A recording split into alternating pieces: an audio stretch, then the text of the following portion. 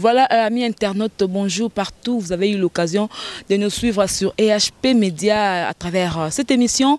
Micro libre que moi, giga de la presse congolaise, gros bébé de la presse, la femme riche Jemima Ibele, j'ai le plaisir de vous la présenter. Bien, dans cette émission, je veux recevoir pour vous Francis Ibamolo Béli, héritier Watanabe, la Poulga, Moto Motona Tembe, donc Francis Iba. Donc, il est dans l'emblématique pour que Allo Belabiso, qu'est-ce qui s'est passé pour que concert la thé, sur héritier Watanabe, donc comme tu as le porte-parole valable, plus ample et précision dans cette émission. Alors je dis d'abord merci à notre caméraman de Dédé Miongo, moi et à notre cordon Ekibumba, je te salue. Je n'oublie pas aussi notre maman, la maman GH, la maman de cœur, et à notre boss, notre papa Edo Amani Production, JB Kumaluta, les pétrolier de Dallas, je confirme. Francis Ibasso Koko Tano déjà tout yambaye pour que ça moi bien yaya.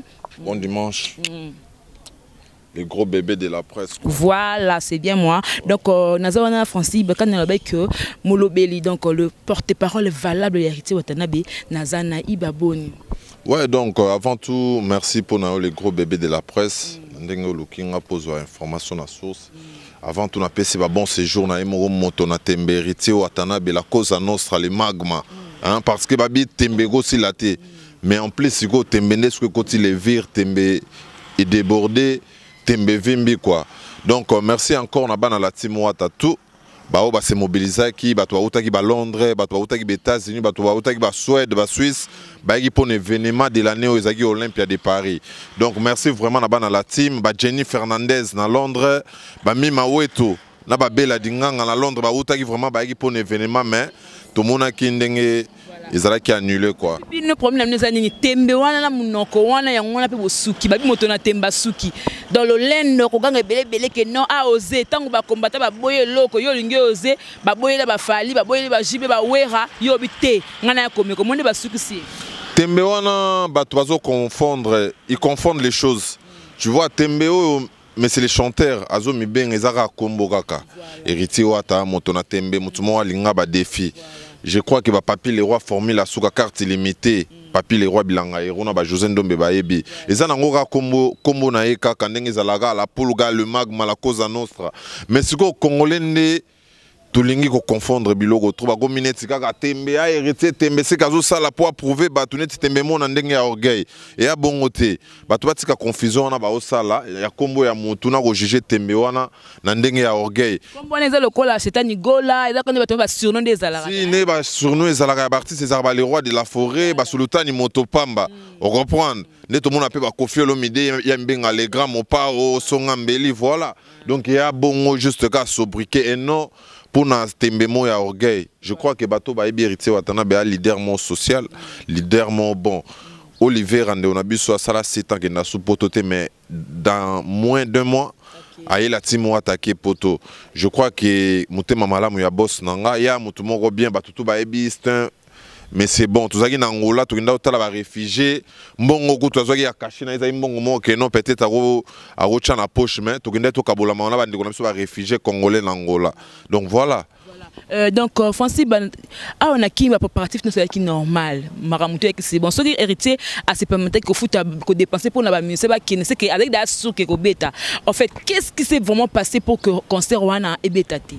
Donc biso Olympia de Paris je crois bato basomba ba CD original neti ba don Mike Suki di ba yebi que likolo a CD on a ba komaka le 15 juillet héritier Watanabe à Olympia de Paris.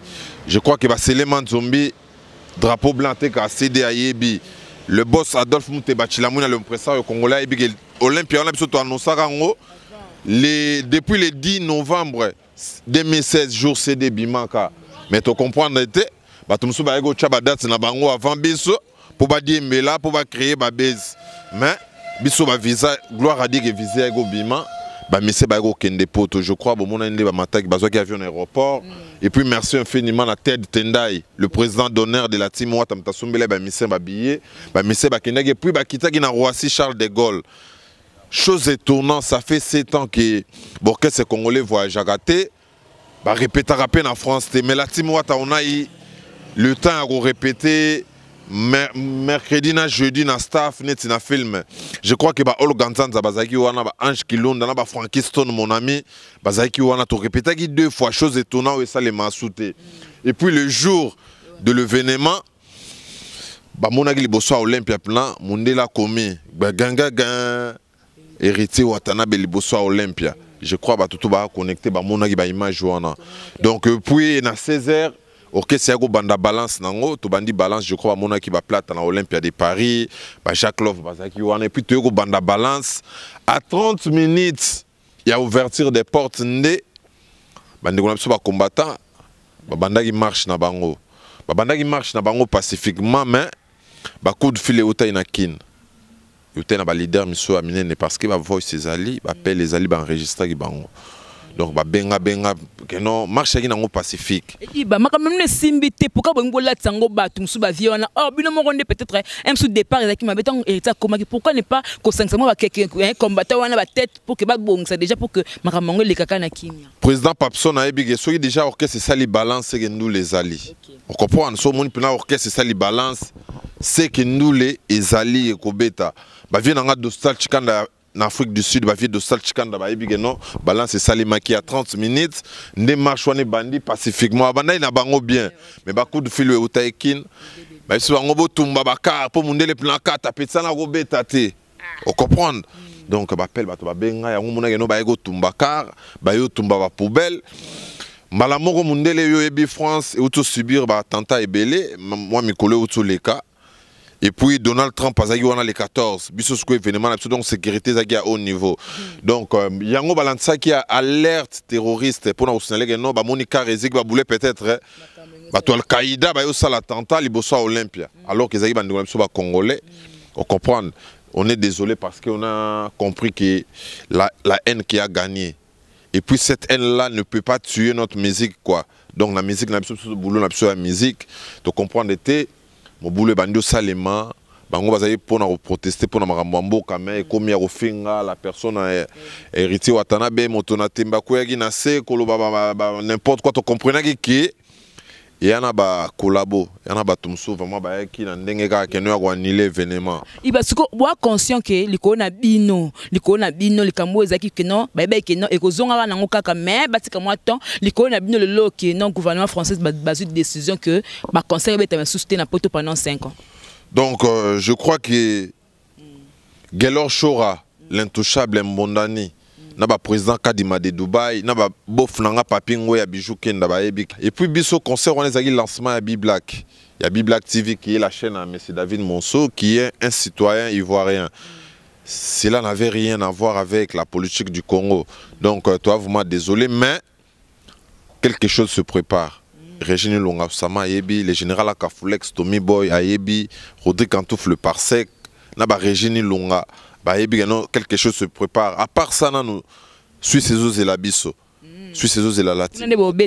Tobeta Suisse, Tobeta Italie, Tobeta Canada, Tobeta States. Le marambo va combattre dans la canne à Paris na Belgique. États-Unis, tout le monde a président Ferraota qui va côté à Récy, à Beta Inae, à côté monsieur Arate, net na ba Suisse Namboga ba Diva plus Ntimba. Marambo ne zalate donc base la geno ba surprise des alindés Tolobaki, marambo pas ces bandits. On ne voit pas ces bandits. C'est comme un monde de Salami Boye, David Monson héritier, Watanabe, Bébanité, Potebi, David Abanda, Dana Moutoumsou, Taraf Sutnde, le Bakoma, Bébana, Skoba, Romba, et Maman Social créé un problème. Ma solo est clean. Bolanda, Maramboabi, comment Internet va commenter, peut-être Batobaloba, qui Baloba, parce que les lois actualité, vous comprenez que Banda Jo va viser Bimaki, actualité dans net et héritier Watanabe. Oko tabager la bouche, qui n'a pas la bouche autorisée, qui n'a pas les news, paparazzi. Actualité comment héritier Watanabe. Les lois net. Actualité comment héritier Watanabe. Il faut pas l'oba, Simba. Je crois qu'il y a Pokacha Masunda. Hein, Apokacha Masunda leader, et même l'abso Mireille Leka, Naba ni Dembo Dembelas, Baby Maramna sur la qui les lois actualité comment héritier Watanabe. Et en Osikoyo, toi on a souk un événement le 26 août, dans le stade Tata Raphaël. Stade Tata Raphaël Marambo stade de Sila bako sabiso ba beta stade des martyrs ba changer ba date tata 5 fois ba beta te surtout à Nosakala to anosa stade Tata Raphaël va to kindangola. Je crois que si dans le guide maman et taïb maramna solo là ba alimaton le bijoutier ba imamna sur le 26 août tous abongo na stade Tata Raphaël Boya bomo na la team Wata tozong sa makambo masolo ba stade donc ba ya vraiment belé le 26 août le bito betaki bongo na kermesse Iglevel les abongo na Palme Beach merci na ba na poto ba Chims Kabengele bazalaki wana ba Patrick Meka Ombre Jaune ba Lydie Lombe bazalaki wana ba ser na ngai Gisèle Nzinda Moziki lauréat bazaki wana vraiment to indisaki mabe Olympia na biso zaki nde lobby ce qu'on a Palme Beach mais ba kermesse monsieur tous très sollicité je crois tous en ba pour parler na honorable papier impia na pona bana maluku ba contrat déjà à Bois Congo Charlie Roubenga que je souhaite mes condoléances à eux gérer déjà et puis baoba photo beta pour tout ces pays ça va vacances la zamba pe beta la zamba pas ouvert ensemble c'est tous la contrat tous la raba ba mon abi so ba solo li ba libérer bibende na bango Tobeta wana sans faute. Voilà. Voici basiko yo tangu au sala musala o différence ni au sala et pas héritier watana benata ngozaki pas Dino Caporal. Bato baibi ke lelo nde makambo.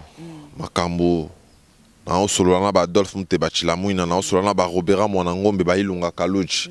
Bato ba comprendre que non level. Level makambo ezali donc so ba monika ba phone. Ba moni ba montre na lati donc ba gilo vakala la no watande makambo donc tout ça côté mais c'est Macron de makambo yango biso to diembela voilà to diembela ah ça va hein?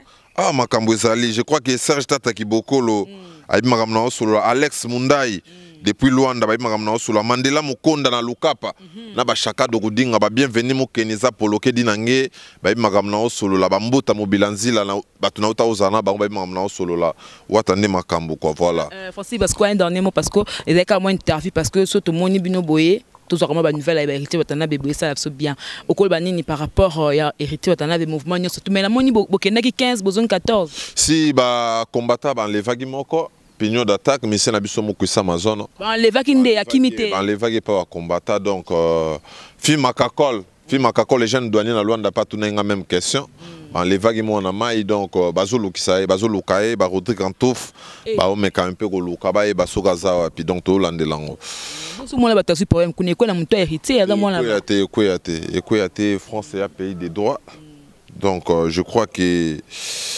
Dani Chandou na Chine baebi que France est un pays des droits ba landelé sans problème. Voilà mon programme à part stade de Tata Raphaël Boya c'est un programme ni. Programme ezaka que non mardi mercredi tozongeli masolo na base. Parce que l'orchestre belé salema na kin to ba siège te to ba côté ba répétaté. Mais biso siège na cabine de Santerre. Mardi, mercredi, tout ça, on a Cabinda Santerre, croisement des avenues, Mochina, Cabinda, juste à côté des Rivonia Square, non loin de la RTNC. Donc tout ça, on a mardi, mercredi, Boya, beaucoup à la team au grand complet, bah Konzardo général et Tumba Bazali, bah Arkeli Bazali, bah Miyembe Bazali. Mais bah Alongwaki. T'es on est à ma solo. Les actualités comme la team, faut pas le créer, quand toucher la team, pour pas binde ou attendre ma cambo. Donc merci à toi. Le gros bébé de la presse, donc merci de m'avoir reçu. Quant à moi, on a Pessi Bambote na Mimawe tout depuis London. Alice Nganja, Madame Pinto na Pessi Bambote, Bella Dinganga, Vinanga Dostal Chikanda, sans oublier ma sœur Sido Maman et sœur Nanga Dora Kadimba, Madame Jolie Bongo Boutique Lix Magasin à Brazzaville, Madame Lina Chiswaka Ami Parfumeur à Brazzaville, Jeannette Obaka, Yannick Mboko. Sans oublier Claudel la merveille depuis le Canada, Jacques Moko mon ami, je te salue. Et puis dans le monde entier, PDG Bobo Beloy, Kanklo Sambi la Code, Maman Cécile Lolotte Molicho, à côté États-Unis, Moni Bongo, Didomba la Parzouria. Donc dans le monde entier, Cardozo Matoko, Rostar Darty, Bendol, ce festival à Bilele, Pati Sambaleta. On est ensemble quoi. Merci Francis. Donc vous avez compris que nous Kiwanana Francis le porte-parole compétent évoluant c'est du groupe la team Wata des héritiers Watanabe donc n'a habité Francis n'a habité au PC numéro T donc on comprend s'il faut pas joindre yo joindre onde nini parce que dans PC numéro T voilà. On a PC numéro T yebi hein on comprend parce que nous soit benga na ndenga tricage mais Facebook nangeza Francis Diba officiel. Francis Diba officiel, beaucoup melanga wana na in time en ligne quoi. Donc voilà. Ok, merci beaucoup. Donc, c'est ici que s'achève cette émission. Si vous avez aimé, hein, dites merci à Dédé Miongo, et à notre cordon hein, qui supervise dans les lots cordon Yemoko. À Zawana Dédé, mais cordon m'tasimi caméra. Donc, Bazawana, mais cordon m'tasimi caméra. Donc, merci hein, à toi. Notre cordon Ekibumba, il y a notre maman, hein, la maman GH, la maman de cœur, il y a notre papa, notre boss, Edo Amani Production. Donc, dans nos hommes, bon, mais c'est qui Singapour?